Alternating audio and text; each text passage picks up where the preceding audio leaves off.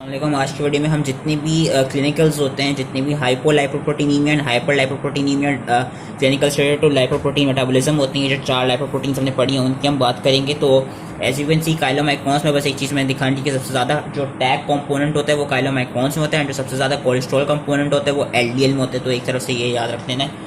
तो इस कोलेस्ट्रॉल के कंपोनेंट ज़्यादा होने की वजह से एलडीएल को लीथली डेंजरस लाइपोप्रोटीन माना जाता है, क्योंकि हम आगे पढ़ेंगे और कि उसकी वजह से ज़्यादा फिर कार्डियोवास्कुलर डिजीज़ का चांस होता है। तो सबसे पहले हम हाइपर लाइपोप्रोटीनीमिया पढ़ते हैं। Hyperlipoproteinemia as it the name states के इसमें जो ब्लड है उसमें जो लाइपोप्रोटीन्स हैं इनकी कॉन्सेंट्रेशन ज़्यादा हो जाएगी। हाइपर लाइपोप्रोटीनीमिया 5 तरह के होते हैं। अब उसमें से सबसे हम पहले पढ़ते हैं टाइप 1 हाइपर लाइपोप्रोटीनीमिया, जो उन्होंने यहाँ पे दिखाया हुआ है। टाइप 1 हाइपर लाइपोप्रोटीनीमिया का एक और नाम है फेमिलियल काइलोमाइक्रोनीमिया।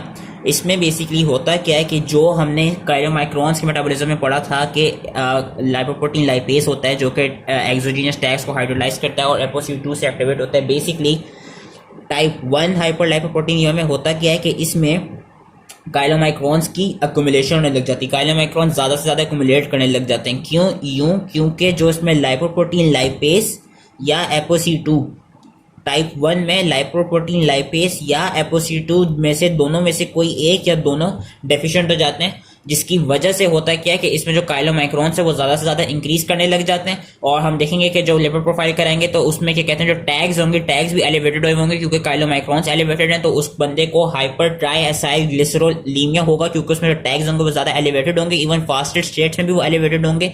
और जो इस तरह के पेशेंट्स होते हैं वो एक्यूट पैंक्रियाटाइटिस के रिस्क पे ज़्यादा होते हैं, क्योंकि जो उनके टैग्स होते हैं वो हाइड्रोलाइज हो नहीं होते। क्यों नहीं हाइड्रोलाइज हो रहे होते? क्योंकि उनमें या तो एपोसी2 की डेफिशिएंसी होगी या जो लाइपोप्रोटीन लाइपेस एंजाइम है इसकी डेफिशिएंसी होगी। ये होता है टाइप 1 हाइपर लाइपोप्रोटीनीमिया में। टाइप 2 क्या है? टाइप 2 दो तरह का होता है, type 2A and type 2B।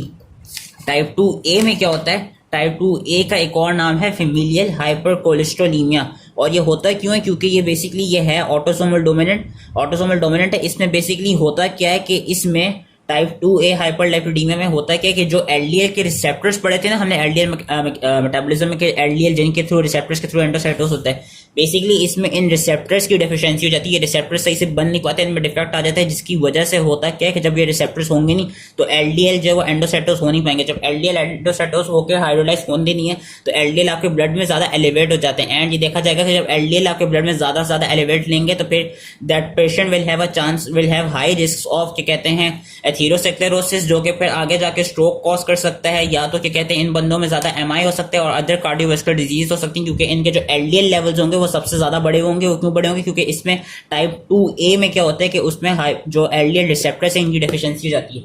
एक होता है टाइप 2B। टाइप 2B में बेसिकली क्या होता है कि जो ApoB100 है जो कि एलडीएल और वीएलडीएल से रिलेटेड है, एंड वी नो वीएलडीएल से आगे जाके एलडीएल बनता है। जो टाइप 2B होता है उसमें बेसिकली ओवर प्रोडक्शन होने लग जाती है एलडीएल और वीएलडीएल की।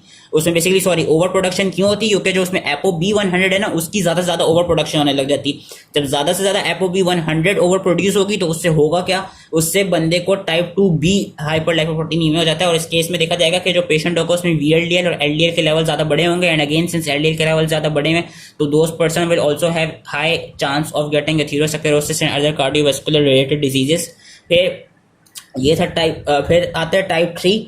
टाइप 3 में क्या होता है? टाइप 3 यूजली इससे रिलेटेड है। मैंने कहा था कि जो इंटरमीडिएट डेंसिटी लाइपोप्रोटीन है अगर तो उसके पास जो वीएलडीएल जब अपने मेटाबॉलिज्म से होकर जब उसके से टैग्स कम हो जाएंगे तो जो एक रेमनेंट बचेगा वो होगा आइडियल। और होगा क्या? उसके पास ApoB100, ApoE और ApoC2 होती है। और मैंने कहा था काइलोमाइक्रॉन्स भी और आइडियल भी अपने ApoE रिसेप्टर्स के थ्रू एंडोसाइटोस होते हैं लिवर में। अब ApoE 3 तरह के होते हैं, उनकी 3 आइसोफॉर्म्स होती हैं। एक होती है ApoE2 जो कि लीस्ट कॉमन है, ApoE3 जो कि सबसे कॉमन है जो कि यूजुअली हम में भी होती है, और ApoE4। जो ApoE2 है ना, अगर कोई ऐसा पेशेंट हो जिसमें ApoE2 वाली जो जीन है उस रिसेप्टर्स के लिए वो होमोजाइगस हो तो उसमें होगा क्या कि उसमें जो आपकी आइडियल है जो इंटरमीडिएट डेंसिटी लाइपोप्रोटीन है ये एंडोसाइटोस हो नहीं पाएगी। जब ये एंडोसाइटोस हो नहीं पाएगी ना, और साथ ही काइलोमाइक्रॉन्स और आइडियल जो है वो इस स्टेट में बड़े हुए होते हैं, क्योंकि वो एंडोसाइटोस हो नहीं पाते। वो किस लिए नहीं पाते? क्योंकि जो उनके ApoE रिसेप्टर्स हैं वो उनमें कोई डिफेक्ट आ जाता है, वो ApoE2 बन जाते हैं। और ApoE2 क्या होता है? ApoE2 ज्यादा इजीली जाके अपने ApoE2 जो है वो इजीली रिसेप्टर के साथ जाके बाइंड नहीं करती एंड ज्यादा इजीली एंडोसाइटोस नहीं होती। इसलिए इन पेशेंट्स में अपनी क्या कहते हैं काइलोमाइक्रॉन्स एंड वो आईडीएल के लेवल ज़्यादा बड़े होंगे। एंड अगेन जब आईडीएल के लेवल ज़्यादा बड़े होंगे तो उससे होगा क्या, देयर इज अ चांस कि आईडीएल कन्वर्ट हो जाए एलडीएल में। एंड अगेन जब एलडीएल में कन्वर्ट हो जाएगी तो there is a high chance कि इन बंदों में क्या कहते हैं एथेरोस्क्लेरोसिस हो जाए। तो यही चीज़ दिखाई हुई कि टाइप 3 में क्या होता है, टाइप 3 में बेसिकली कि अगर तो ApoE2 रिसेप्टर ज़्यादा से ज़्यादा प्रेजेंट हो जाए तो उससे होगा कि since ApoE2 receptor they bind poorly, they bind poorly to receptors, and patients who are homozygotic for ApoE2 they are deficient in clearance of IDL and chylomicron remnants, जिससे chylomicron और IDL बॉडी में ज़्यादा बढ़ते रहेंगे। तो these individuals will have type 3 hyperlipoproteinemia, जिसको familial beta lipoproteinemia भी कहा जाता है। इस डिजीज का ब्रॉड बीटा डिजीज, इस डिजीज को, इस लाइपोप्रोटीनीमिया का एक और नाम है ब्रॉड बीटा डिजीज। एंड साथ में इसमें हाइपर कोलेस्ट्रोलीमिया होता है। वो क्यों होता है, क्योंकि क्या कहते हैं जब IDL के लेवल बढ़ेंगे तो साथ ही ऐसा चांस कि LDL के लेवल भी बढ़ जाए। तो ये जो तीन थी, ये थी हाइपर लाइपोप्रोटीनीमिया। अब जो टाइप 4 और टाइप 5 होते हैं ना, टाइप 4 और टाइप 5 इतने मतलब प्राइमरीली उसमें कोई लाइपोप्रोटीन के लेवल पे कोई डिफेक्ट नहीं होता, और लिपिड में टाइप 4 टाइप 5 बताई भी नहीं है, लेकिन मैं बता देता हूँ। टाइप 4 एंड टाइप 5 में होता ही है कि टाइप 4 में जो VLDL के लेवल्स हैं वो ज़्यादा बढ़े हुए होते हैं, और टाइप 5 में VLDL एंड काइलोमाइक्रॉन्स इनके लेवल ज़्यादा बड़े हुए होते हैं। पर ये ड्यू टू एनी कहते हैं अदर डिजीजेस ये टाइप 4 और टाइप 5 प्रोड्यूस होते हैं। बेसिकली होता है कि टाइप 4 और टाइप 5 आपके सेकेंडरी लाइपोप्रोटीनीमिया से, क्योंकि टाइप 4 में VLDL बड़ा होगा और टाइप 5 में VLDL एंड काइलोमाइक्रॉन्स दोनों बड़े होंगे। एंड ये होते इसलिए कि अगर कोई बंदा हो वो ज़्यादा अल्कोहल के कहते हैं कंज्यूम करता हो, या किस बंदे में ऑलरेडी ओबिसिटी हो, या कि कहते हैं वो ऑलरेडी कोलेस्ट्रॉल उसके क्या कहते हैं बड़ा हुआ हो, कि कहते हैं डाइट में ज़्यादा बड़ा हो, या उसको डायबिटीज़ मेलाइटिस हो। तो इन कंडीशंस में डायबिटीज़ की स्टेट में, आपकी ओबिसिटी की स्टेट में एंड क्रोनिक एल्कोहलिज्म की स्टेट में टाइप 4 एंड टाइप 5 हाइपर लाइपोप्रोटीनीमिया देखा जाता है। फिर आपका आ जाता है हाइपो लाइपोप्रोटीनीमिया। अब हाइपो में क्या होगा कि जो लाइपोप्रोटीन्स है उनकी जो कॉन्सेंट्रेशन है वो कम होगी। वो भी तीन तरह के होते हैं। एक जो होता है, एक का नाम होता है familial hypobetalipoproteinemia. Familial hypobetalipoproteinemia इतना इंपॉर्टेंट नहीं होता। उसमें बेसिकली ये देखेगा कि there is impairment in synthesis of ApoB। Basically जो ApoB प्रोटीन है ना, उसकी सिंथेसिस सही से हो नहीं पाती।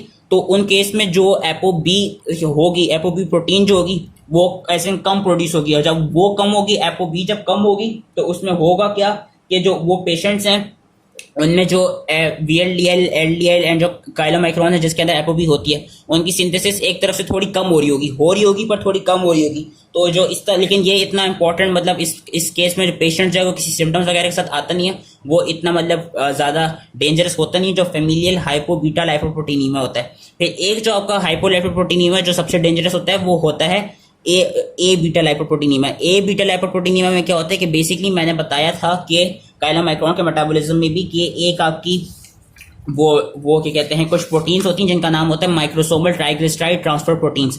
माइक्रोसोमल ट्राइग्लिसराइड ट्रांसफर प्रोटीन्स कराती क्या है, जो ApoB होती है उसको लिपिड के साथ जाके वो असेंबली कराती, ताकि जो एक काइलोमाइक्रॉन या किसी भी VLDL जो भी लाइपोप्रोटीन है उसका नॉर्मल स्ट्रक्चर बन सके।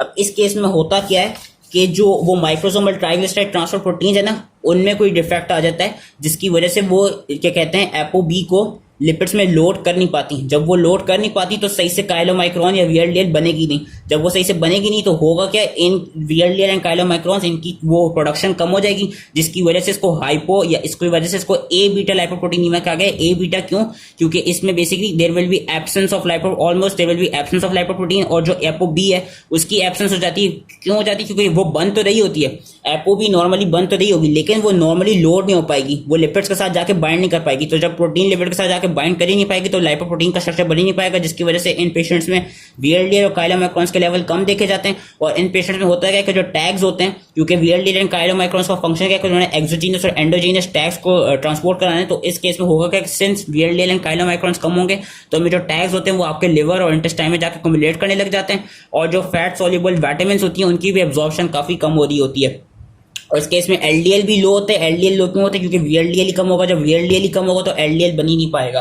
तो ये थी ए बीटा लाइपोप्रोटीनीमिया। लास्ट जो हाइपो लाइपोप्रोटीनीमिया से रिलेटेड है, अगेन अनदर डेंजरस डिजीज जिसको फेमिलियल जिसको क्या कहते हैं, एक और नाम है जिसका एक और नाम जो रखा गया है वो वैसे तो डेंजरस डिजीज कहते हैं, लेकिन उसका एक और नाम है फेमिलियल अल्फा लाइपोप्रोटीन डेफिशिएंसी।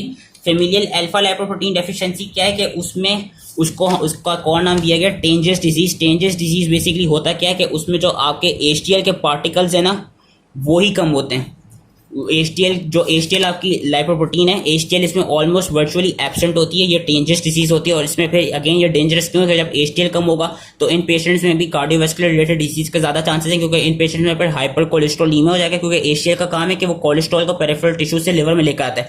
जब एच टी एल कम होगी, एच टी एल जब वर्चुअली एब्सेंट होगी, तो कोलेस्ट्रॉल जो बॉडी है उसमें ज्यादा ज्यादा बढ़ता रहेगा और उसको कोई क्लियर आउट कर नहीं पाएगा। तो इन पेशेंट्स को जो डिजीज होती है इसका नाम होता है डेंजरस डिजीज। और ये वाले पेशेंट्स आपके क्या कहते हैं, जो एथेरोस्क्लेरोसिस एंड जो अदर कार्डियोवास्कुलर डिजीज हैं उनसे उनके काफी हाई रिस्क में होते हैं।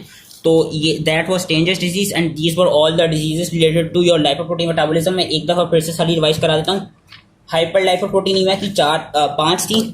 टाइप 1 में क्या हो रहा था, टाइप 1 में जो एपोसी2 है या लाइपोप्रोटीन लाइपेस है, इसकी डेफिशिएंसी हो जाएगी, जिसकी वजह से काइलोमाइक्रॉन्स ब्लड में ज्यादा से ज्यादा बनेंगे, काइलोमाइक्रॉन ज्यादा अकोमोडेट करेंगे एंड इन पेशेंट्स को एक्यूट पैंक्रेटाइटिस हो सकता है। टाइप 2A में क्या होता था, टाइप 2A में एलडीएल के रिसेप्टर्स बनेंगे नहीं, जब रिसेप्टर्स बनेंगे नहीं तो एलडीएल हाइड्रोलाइज और एंडोसाइटोस हो नहीं पाएगा, जिसकी वजह से अगेन जो प्रीमेच्योर जो एथेरोस्क्लेरोसिस है उसके ज्यादा चांसेस हो सकते हैं आपको एथेरोस्क्लेरोसिस के। टाइप 2B में क्या हो रहा था कि एपोबी 100 जो थी उसकी ओवर प्रोडक्शन हो रही थी, जिससे वीएलडीएल एंड एलडीएल अगेन ज्यादा से ज्यादा सिंथेसाइज हो रहे थे। टाइप 3 में क्या होता है कि टाइप 3 में जो एपोई रिसेप्टर है उसकी क्या कहते हैं, उसमें एपोई2 ज्यादा बन जाता है। अगर एपोई2 ज्यादा बन जाए, जो कि काफी रेयर होता है, जो एपोई की जो आइसोफॉर्म है E2 वाली कंडीशन ज्यादा आ जाए, जो कि लीस्ट कॉमन होती है, तो उससे जो आइडियल एंड काइलोमाइक्रॉन्स है वो काइलोमाइक्रॉन रेमिनेंट्स वो एंडोसाइटोस हो नहीं पाएंगे। जब वो एंडोसाइटोस हो नहीं पाएंगे तो अगेन उसमें डिफेक्ट आएगा, आइडियल जो है वो एलडीएल में ज्यादा कन्वर्ट होगा, इन बंदों को भी प्रीमेच्योर एथेरोस्क्लेरोसिस हो सकता है। Type 4 and type 5 were secondary, they were due to obesity, diabetes mellitus and chronic alcoholism. Type 4 में सिर्फ वीएलडीएल बड़ा होगा, टाइप 5 में वीएलडीएल काइलोमाइक्रॉन दोनों बड़े में होंगे इन कंडीशंस की वजह से।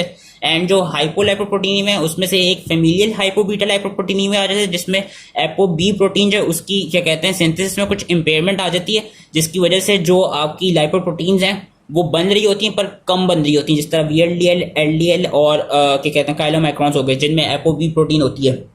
जो ए बीटा लाइपोप्रोटीन है उसमें जो माइक्रोसोमल ट्राइग्लिसराइड ट्रांसफर प्रोटीन थी उनमें कोई डिफेक्ट आ जाएगा, जिसकी वजह से एपोबी जो है वो लिपिड्स के पास लोड हो नहीं पाएगी, जिस वजह से वीएलडीएल काइलोमाइक्रॉन्स बहुत कम बनेंगे। जब वो कम बनेंगे तो इन पेशेंट में जो टैग के लेवल होंगे वो ज्यादा एक्यूमुलेट करने लग जाएंगे लिवर और इंटेस्टाइन के लेवल पर, इनमें एब्जॉर्प्शन ऑफ फैट्स और vitamin will be decrease. Last है वो होती है टेंजस डिजीज। टेंजस डिजीज में क्या होता है कि एचटीएल है, एचटीएल ही नहीं बन रहा होता, वर्चुअली एब्सेंट होता है। जब एचटीएल एब्सेंट होगा तो इन पेशेंट्स को there is a high chance of hyper cholesterolemia and atherosclerosis. So that was it. I hope easily समझ में आ गया एंड थैंक यू।